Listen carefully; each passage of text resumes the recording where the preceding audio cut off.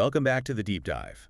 If you're tuning in, chances are you're looking for that edge, right? A way to streamline your learning, get past the textbook stuff, and really achieve that automatic natural fluency. Yeah, basically you want the shortcut. Exactly. The shortcut to efficient learning. And that's precisely our focus today. We're diving into something really fundamental for English learners. How do you train your brain to stop that constant mental translation? How do you actually start thinking directly in English? It's like this wall that so many people hit. So we've looked at a really practical guide for this deep dive, one that breaks down this mental shift into 3 core exercises, you could say. Right. Brain exercise. The goal isn't just, speaking some English. It's about making it feel fast, natural, almost effortless, Yeah. automatic. And the guide really nails the core problem right at the start. It points out that most students, when they try to speak, they're running this slow, clunky process in their heads. Okay, what's that look like? Well, first, you think of the idea or the word, but in your native language. Then, step 2, you consciously search for the English translation. And only then, step 3, do you actually say the English word. Ah, that middle step, the translation engine running in your head. That's the bottleneck. It's slow, it takes a ton of mental energy, and honestly, it makes conversations feel like really hard work. Yeah, I can see that. It's exhausting. Totally. And the source material argues this constant back and forth actually stops you forming those strong, direct connections in your brain to English. You're basically juggling 2 languages all the time in your working memory. Super inefficient. So our mission today is to get to a point where it's, how did the source put it? No translate, just English. Exactly. Connect the English word straight to the thing, the action, the idea. Cut out the middleman. Okay, let's get into the training plan then. If we want to switch from that slow translation mode to actually thinking in English, the sources say we need to start really, really small, like with our internal voice. Tip number 1, starting small with internal dialogue. Right. And the strategy here might seem a bit backward at first. Instead of, trying to map out complex ideas in English right away or just memorizing single words. Which I think is what most beginners do, right? Focus on vocab lists. Yeah, but the problem is single words often just trigger that translation habit again. So the guide says, train yourself to think in small, complete sentences about what's happening right now. Okay, small sentences. Why sentences, though, not just words? Like instead of pen, why something more? Good question. It's about the cognitive mechanics. When you think, this is my blue pen, even that simple sentence, you're forcing your brain to use basic English grammar, little structures. Linguists sometimes call it chunking. Ah, okay, like building blocks. Exactly. You're practicing putting those blocks together automatically. Things like this is, or I am, or I want. You're building that assembly line. So later, you don't have to consciously think, okay, subject, verb, object. It just sort of flows. Precisely. It reduces the mental effort later on. And the key application here is doing it all day long, consistently, connecting English directly to whatever you're doing. So walk me through that if I'm getting up in the morning. Instead of just thinking about coffee in your first language, you consciously narrate internally, I am awake, I feel tired, I am hungry, I want coffee. Okay. Or brushing my teeth. This is my toothbrush.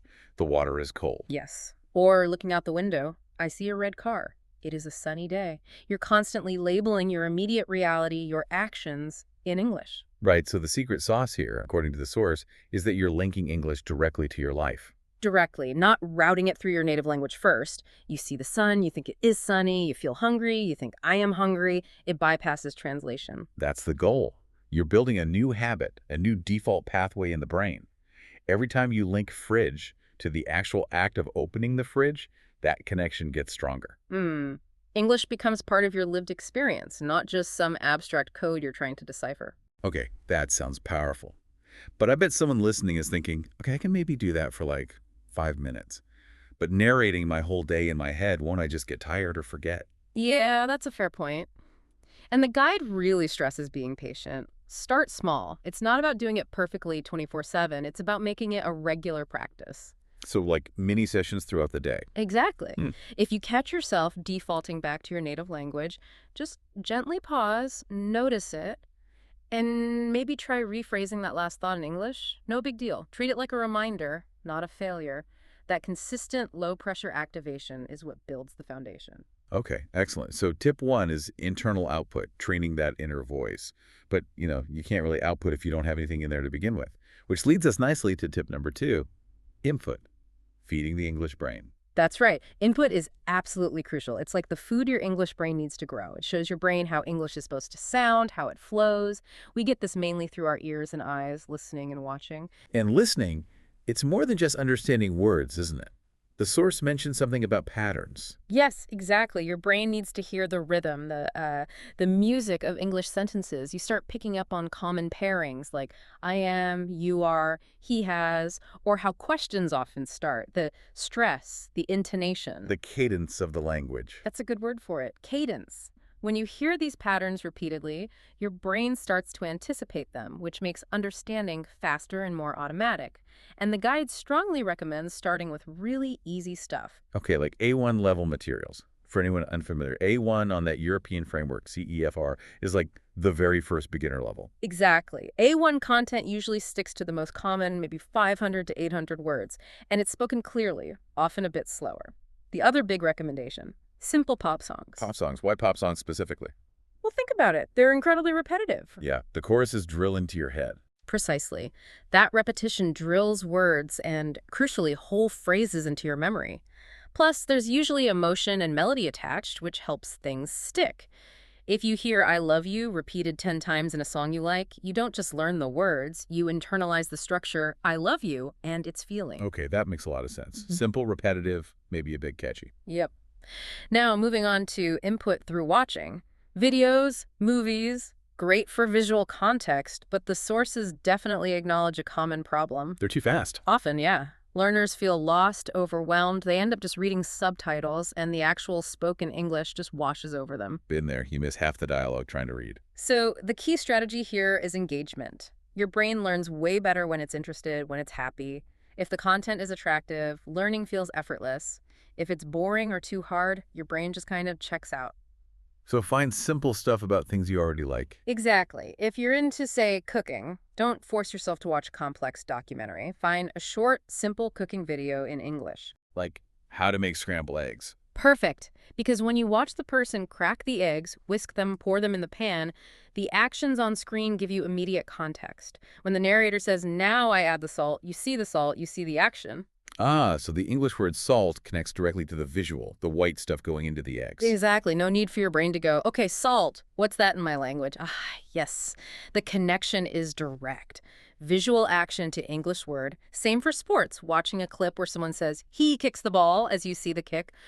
Or gardening, I water the plants. So finding content with that strong visual link makes the input way more effective. It builds that English brain directly. It creates really strong multisensory memories, and crucially, as the guide emphasizes, it has to be enjoyable. Make the input fun. Okay, so we've got tip 1, internal sentences.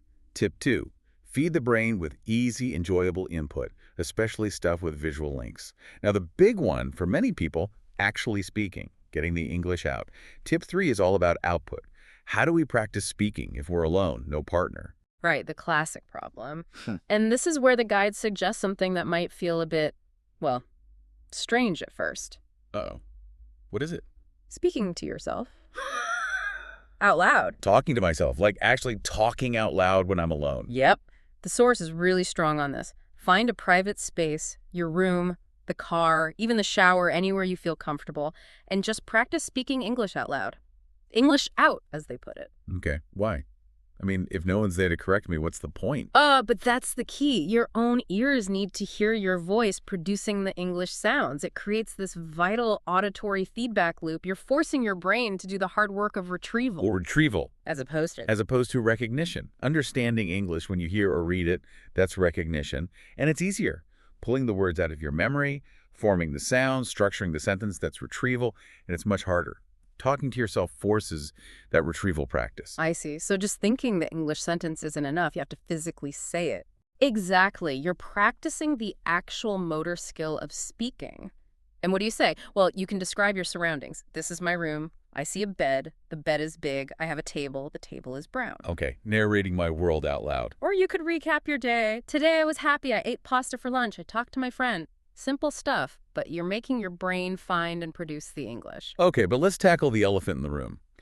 If I'm talking to myself and I make a mistake, say I keep saying he don't like instead of he doesn't like, Aren't I just practicing the mistake? Reinforcing bad habits without anyone to correct me. That's a really important question. And the guide connects this back to tip 2, the input, because you're also feeding your brain with correct English through that easy listening and maybe those simple songs. Ah, so the correct patterns are getting in through listening. Right. Those correct patterns are getting stored in your auditory memory. So when you speak out loud, even if you make a mistake, often your own ear will catch it. There might be this little subconscious feeling of, that didn't sound quite right, because it doesn't match the correct pattern you've been hearing. Interesting. So the input kind of acts like an internal quality control, even without a teacher right there. To some extent, yes. You're building muscle memory for the right sounds and structures through both input and output. Look, having a practice partner or teacher is fantastic, obviously, but this self-talk method is something you can do anytime, anywhere to build fluency and practice retrieval without relying on someone else. It connects the real object, like your bed, directly to the spoken word bed. Okay, that makes sense. So the 3 pillars are tip 1, internal sentences, tip 2, targeted, enjoyable input, and tip 3, active output through self-talk. That gives us a framework. But the big question everyone always asks, is this fast? How quickly will I see results? Yeah, the speed question, and this leads straight into the mindset part, which the source says is just as important as the techniques. The absolute key is accepting that learning a language properly is slow. And that's okay. That's hard for people, though. We want results now. I know. But you have to be patient, be kind to your brain. Expecting overnight fluency is probably the surest way to get frustrated and quit. So it's about the long game, consistency over intensity. Exactly. Forget about needing 2-hour study blocks. The guide is very clear. Just 10 or 15 minutes of focus practice, but every single day is incredibly effective. 10 or 15 minutes, that sounds manageable. Totally. Those small daily steps build and reinforce those neural pathways much better than one massive, exhausting session once a week. It's all about frequency. Okay, frequency over duration. Got it. And the other big mental block, the fear of making mistakes. You mentioned that mistakes might even be caught by our own ear, but people are still terrified of sounding stupid. Absolutely. Fear of error is huge. But the sources reframe this completely. Mistakes aren't failures, they're just data. They show you where your edge is. They mean you're actually trying, pushing yourself, which is learning. No, so how should you react when you make one, especially during self-talk? The advice is really simple. Don't freeze up or get embarrassed, even with yourself. Just notice it. Maybe say internally, oh, okay, that wasn't right, and then immediately try to say it correctly. Correct yourself gently and move on. Be brave. Keep talking. That's a much healthier way to look at it. It takes the pressure off. It makes the whole process feel more sustainable, maybe even fun. And that fun factor is critical. We touched on it with input, but it applies to everything. If you find ways to make practice enjoyable, like watching cooking videos you genuinely like, or listening to music you enjoy, or even making the self-talk a bit silly, you're more likely to stick with it. If it feels like a chore. You'll stop. Yeah, dopamine helps memory, right? If it's fun, you learn better. Exactly. If you dread your practice time, it's not going to last. Find the fun in it. Okay, so we kicked off this deep dive looking for a way to stop that mental translation grind.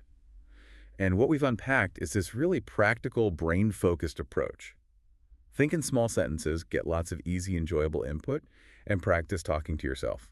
And underpinning it all is patience, consistency, those 10-15 minutes daily, and embracing mistakes as part of the journey. Remember, consistency is your language superpower. Right.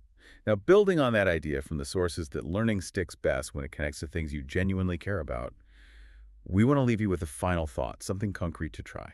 Yeah, a little challenge for right now. Based on everything we've discussed, especially using your immediate world and your interests. What is one specific thing in your life today?